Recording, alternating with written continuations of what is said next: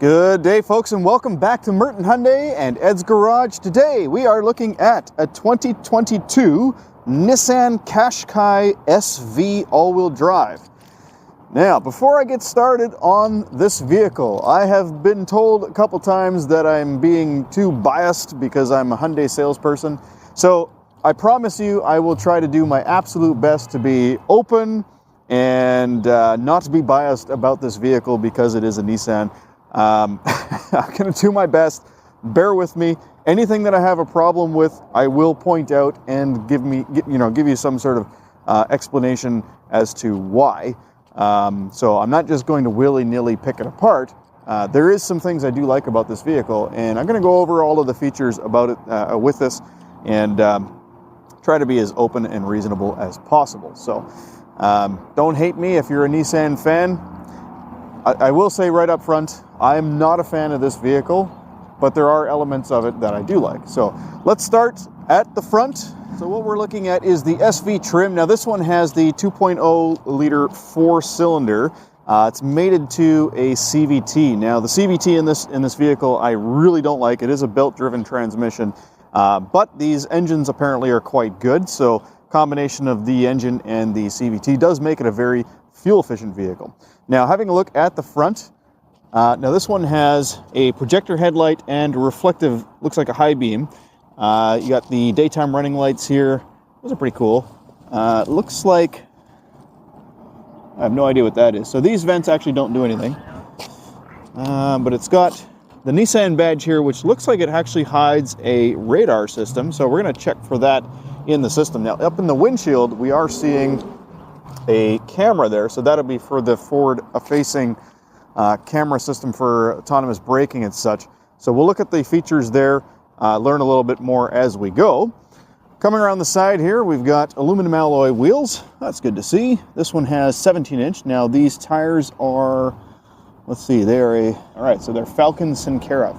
Never heard of those tires, but I mean, hell, we've got some Nexans on ours, so.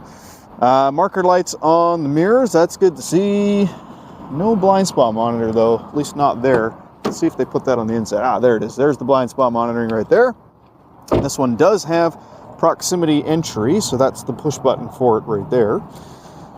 And then coming around to the back here, so it's a reasonably good looking vehicle. No concerns there. We've got backup sensors. And let's pop the tailgate here. All right, a pretty good amount of space back here. It looks like the floor may actually have the option to put a little shelf in. It doesn't have that in this one, but if we pull this up, okay, so here's something that I dislike, and that's just the cheap nature of the floor here. So I don't like to see, anything other than an engineered product under the floor, but that's fine. Got some storage pockets over here. And another thing I got to point out that I dislike, the fact that when you put the seats down, it's not a flat floor. So with this vehicle, you do have to go around to the back here and actually, okay, let's put the seat down.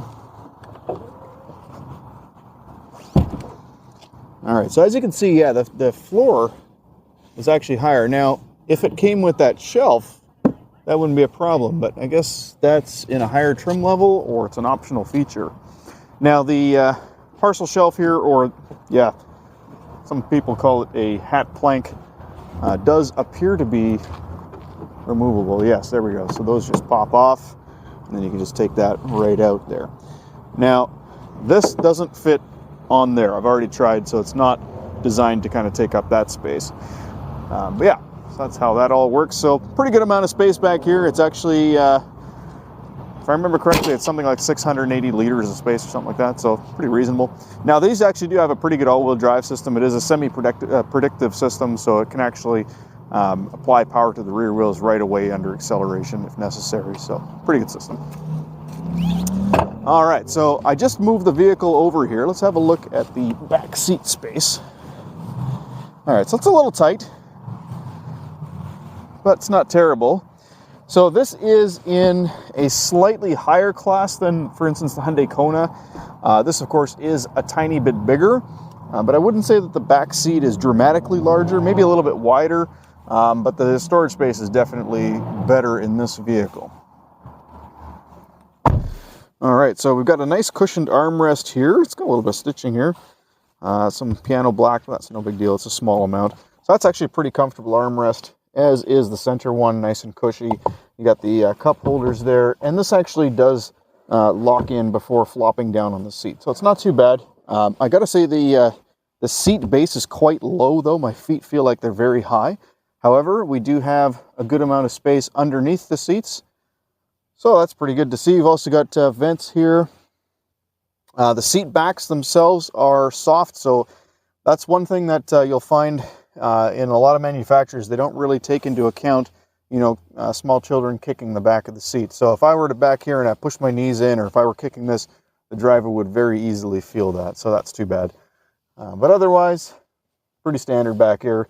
No features that I can see other than the center vents and the cup holder armrest. So it does have the grab handles in all 4 locations. So that's nice. All right, let's check out under the hood. Just got out of the car and I did notice that it actually has some side rails, which is nice. So they can put the cross rails on there, and just want to see what sort of level of difficulty it is to get into under the hood. And it's actually really easy. So it's almost dead center, and you just push it up and that releases it. Oh, that's a heavy hood though. Okay, so I'm going to put the peg up. All right, so I don't know if my 83-year-old mother would be able to lift that. That's a very heavy hood. So that's something that manufacturers would benefit from taking into account. So first thing I look at when I open up the hood of any vehicle is how nice and buttoned the installation is. And it's not bad. I would say that this is more than adequate, so it's pretty good, well made. But I do notice this right here. This is really cheap. Oh, and that is just sopping wet. So big problem with this vehicle right off the bat is just how much space there is right here. I could stick my entire arm in there. Look at that. Like, no problem. So leaves are going to come in from here, and they're going to get stuck down there, and then this vehicle is going to rust from the inside out. That's a little subpar. Other than that, what looks like we have a factory cool air intake right here. Interesting, actually, how it goes. It's open here. Not sure exactly what's going on there, but all right, whatever. Yeah, that's our 4-cylinder. Looks like they have a breakaway motor mount for safety purposes. So a little bit of bare metal here. Well, not bare, but open metal. So I like it when they kind of cover this up. This is all opened up right now, and it's a little bit sharp right here, for instance. Thought I cut myself for a second there. We got some structural adhesive in here, so that's nice to see. They don't use as much as some other companies, but you know, it's got some in the front. So just having quickly looked that up, now the Qashqai, from what I understand, is called the Rogue Sport in other markets, and that received a front rating from the National Highway Transportation and Safety Administration of 4 out of 5 stars. So not spectacular, but not terrible. I mean, there's other vehicles that have done much worse. But anyway, let's have a look at the inside of the vehicle. So as I mentioned, this one does have proximity entry on the door there, so we can lock and unlock the door simply by pressing that button there. And it also has remote start on the key fob. So you'll see here we have basically the 4 buttons to panic, unlock, lock, and remote start. So I'm going to do that actually before we jump in, because I want to see if it recognizes the key fob when we get into the car. All right, so remote starting, double tap the lock button, or possibly just a single tap, and then we hold the top one down until the lights flash. There we go. Well, or until it starts. Okay, so it's running now. I'm go ahead and open up the door using proximity entry, and then we'll get in. So what I'm looking for now is for the vehicle to basically come to life. So it says brake, push brake, and press. Okay, so you do have to press the start button. That's interesting. It actually shut off. All right. So I hadn't pressed anything yet, and the car shut off. So it looks like you do have to get in and press the start button right away. Otherwise, it shuts off. That's kind of annoying. All right, so starting on the left-hand side. Now, these buttons are kind of down far. However, they do get lit up when the lights are on. So We're going to increase the brightness there. Hopefully you can see those. Let's get it a little closer. So we do have a heated steering wheel, so I'm going to turn that on because I want to see if it's the whole steering wheel. Got the all-wheel drive lock, okay, and then we got sport and eco modes. So the all-wheel drive lock, it doesn't have specific terrain modes or anything, just a center differential locker. Sport mode is going to tighten up the steering wheel, presumably, and give you a bit more low-end kick. Now, up here we've got traction and stability control, and then what I can only assume is lane guidance or lane assist.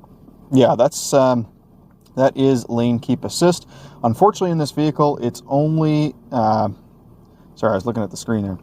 Yeah, so this is the lane keep assist button. Now, this unfortunately only works when cruise control is turned on. And then further up, we have buttons for the trip computer as well as the brightness of all of the buttons in the vehicle. So the trip computer button here, that will go through, let's see here, that lets us reset things. So that's just this bottom little portion here. I'm going to zoom in so you can see what I'm talking about here.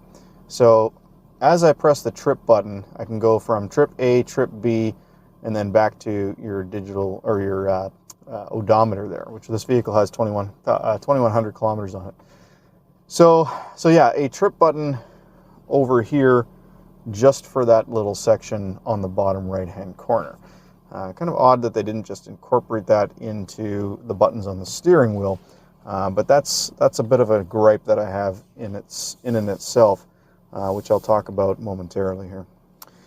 All right, so as far as, before I get too far into the buttons here, as far as the seat itself, the comfort, I do have height adjustment. It's manual seats on this particular trim, so I got height and, of course, the backrest moves. The passenger side doesn't have any height adjustment, and it's also just a manual seat. Steering wheel itself, we have tilt and telescopic. And notice this here, they actually just put a little dead space over where the key would normally go. So that's interesting. All right. Now, buttons on the steering wheel. So, okay, the steering wheel's getting nice and hot now. It does appear to be the whole steering wheel. That's good to see.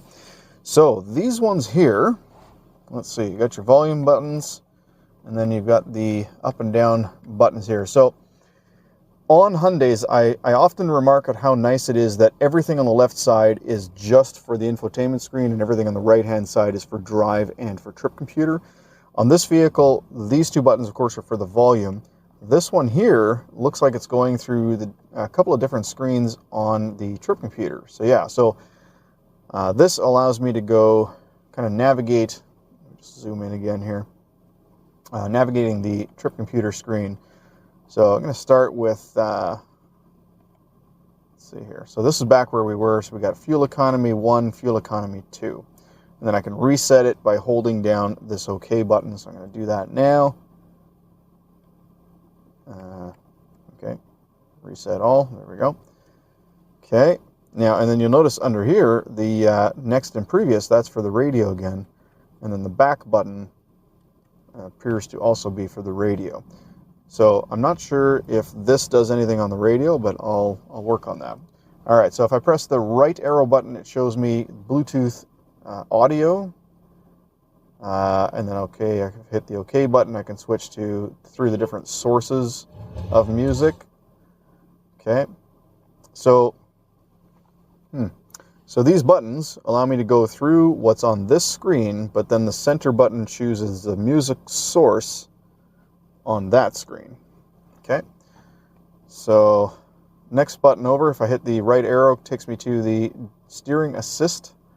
I press OK, it takes me into the driving aid screen. And then lane, here we go, lane departure warning. Well, we'll turn that on. And lane departure prevention, so that's on as well. So there is some assist, maybe even when cruise control is off. Okay, now I figured out what this back button does. So this back button allows me to go back to this screen here. Blind spot warning. Okay, so no assist there necessarily. Jump over one, we have, okay, so that's further driving information. So that's the steering assist, and I guess this is maybe highway drive assist or something like that, or their version of that. And then one over again is the tire pressure monitor. One over again is the warning screen. And then one over to the right takes us to the settings. Okay, so let's see what's in the settings here. So now, of course, I can control all of the settings menu stuff here with those buttons. So driver assistance, I think this is where we were just looking. Yes, so we were able to get there easily by pressing OK earlier. We've got rear cross traffic alert, rear backup sensors, display. I'm guessing that's for the backup camera. So when we put the vehicle into reverse, backup camera comes up. Yep. And then, of course, we've also got the backup sensors. Oh, I see. Okay, so what the difference is this, actually. So right now with display off, if I put it into reverse, so there's reverse there, nothing happens. However, if I put that display on and I put it into reverse, then it shows me this screen, which is the rear parking sensor sonar screen. So then it just shows us a visual of us getting closer to other objects. And then I can change the volume of the rear sensors and the range. Okay, we'll back out of there, go to chassis control. Okay, I have no idea what that is. If you know what this is, guys, leave a comment below. All right, then we have the settings for the clock. Let's see here, main menu. So we can actually select what comes up on the main screen. Right now, fuel economy is selected and audio selected, as well as the, so that's the adaptive cruise screen that we were looking at earlier that I thought was just a lane keep assist screen. And then there's this one that doesn't have a name apparently. Tire pressure, four-wheel drive info, I'm going to turn that on. Chassis control, I still don't know what that is. I just turn all of these on. We got our average speed, trip computer. Nice. Okay, so we got more things to look at now on the main screen. And then we just have, okay, so there's our average speed as well as our digital speedometer. I don't know what this one does. Okay, average speed 1, average speed 2. Yeah, so there's more screens now that I've kind of activated all of them.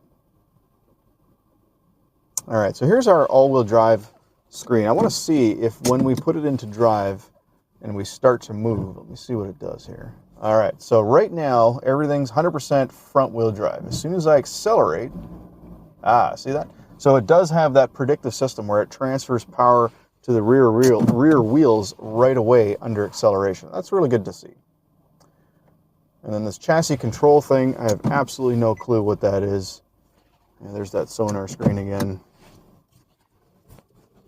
And the steering wheel doesn't do anything. Yeah. If you know what that is, guys, please leave a comment below. I'm not sure what that is. All right. And then I think we've gone through every other screen there. So that's everything controlled on that screen by these buttons here, as well as this back button. And then on the right-hand side of the steering wheel, we have our cruise control with adaptive cruise. And then it looks like so this is like their assistive driving system. So lane keep assist, as well as autonomous braking and all that good stuff. And that actually all popped up on the screen there on the top. We got our lane keep assist info, and looks like adaptive cruise distance probably right there, and then our speed. So this turns on. It's like a highway drive assist. And then we got voice recognition and then answer call. So voice recognition, of course. Please say or select a command. Tune to AM 730. Tuning to 730 AM. That works pretty good. All right. So again, though, a little disappointed to see that they've got audio controls on the right-hand side as well as the left-hand side. And then this is kind of jumble of audio controls as well as trip computer controls. So that sort of stuff bugs me. Again, I'm trying to remain objective, but I mean, ultimately, if you can have all the audio controls on one side and, put those trip computer controls on the other side, why wouldn't you do that, right? Instead, they've got a mix of the two, so it's kind of bizarre. So, looking at the console. So center console, very, very deep, actually lots of storage in there. You got a USB port there, as well as a 12-volt outlet, and then a tiny little hole that seemingly is for nothing but storage. Can you imagine trying to pull something out of there? That is the smallest little hole. Now the armrests themselves are at the same height, so I will say that this is actually a pretty comfortable position. The front of the seat could be up a tiny bit higher, but other than that, it's a very comfortable seat. I have no complaints about the comfort of the vehicle. The armrests are both very cushy. That's kind of nice. And the cloth is a nice looking cloth as well. Interior-wise, as far as the layout, everything looks pretty nice on here. We've got relatively nice materials. No complaints there. So it does have heated seats, only 2 levels though, just high or low, with these little toggle switches here. Cup holders. So one thing they could have added with the cup holders is little springs to hold smaller cups.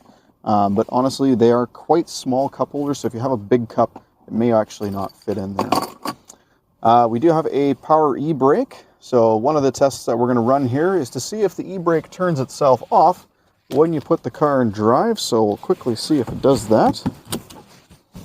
All right, so e-brake on, and then we're going to put the car in drive. E-brake is still on. All right, so it doesn't turn itself off right away, but it does as soon as you tap the gas, so that's pretty good. We have the auto hold function there, so that's when you want the vehicle to basically remain in place when you let go of the brake, so it doesn't move at all. A little storage compartment here, which is on a bit of an angle. I wouldn't say that this is going to stop things from sliding around or anything. It's actually quite slippery. So that's kind of an interesting design choice. We got a USB port there, which appears to be backlit, and then another 12-volt power outlet.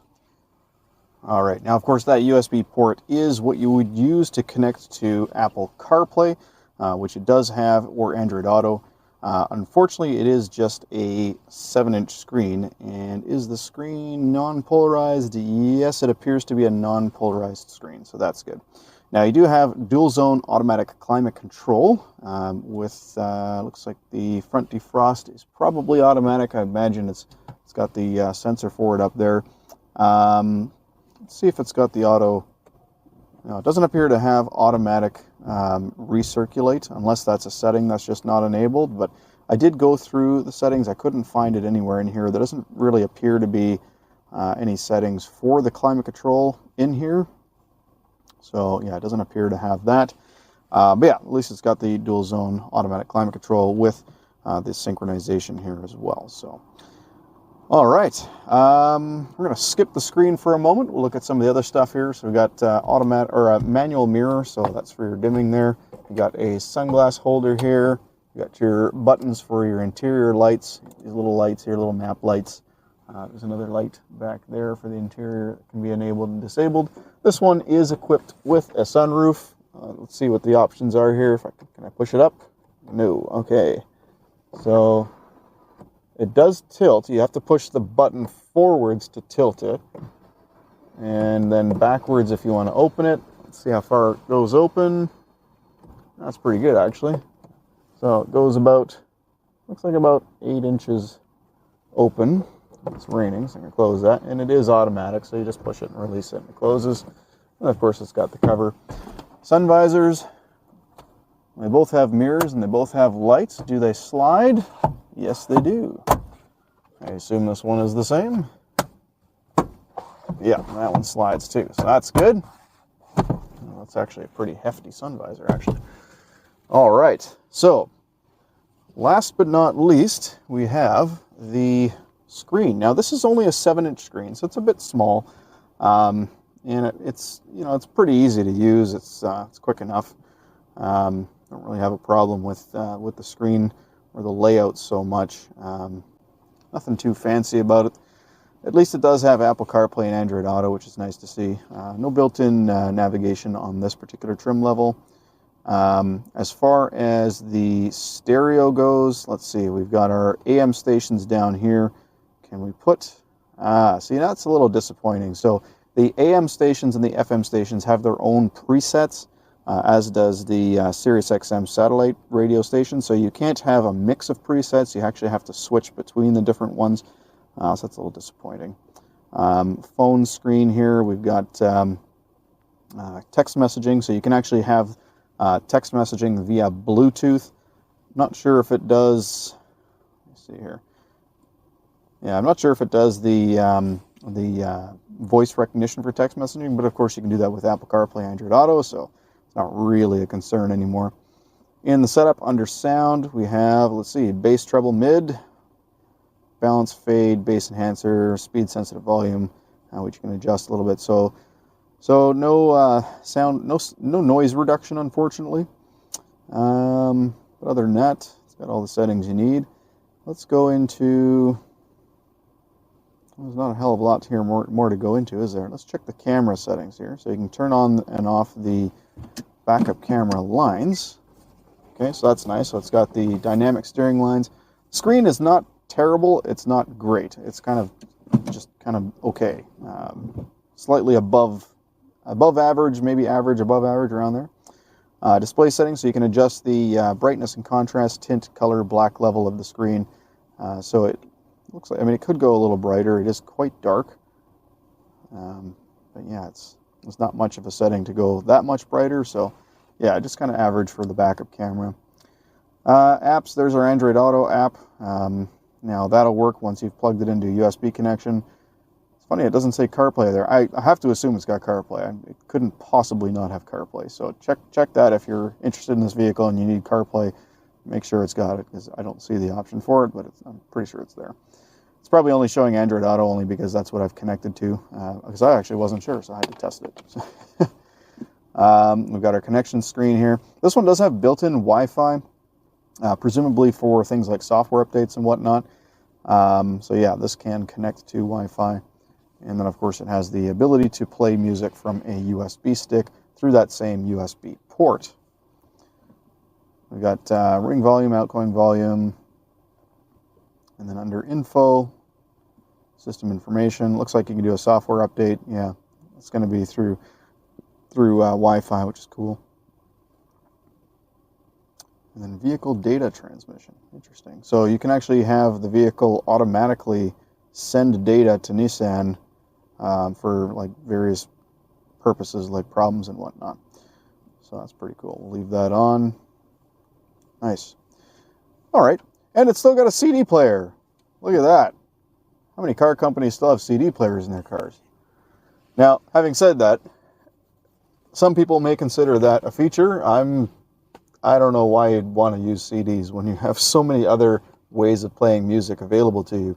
All right, just one last thing I want to test. I've just parked the car and shut it off, and I've left the headlights on. I want to see if Nissan has a system whereby your headlights actually just shut off when you get out of the car and lock the doors and everything. So, for instance, our Hyundai vehicles, when you get out of the car, it doesn't matter if you've left the headlights on. Even if it's in headlights on all the time and not auto, they don't care. They just shut the lights off when you're done. Because really there's no reason to have the lights on when the car is off. Not a good idea.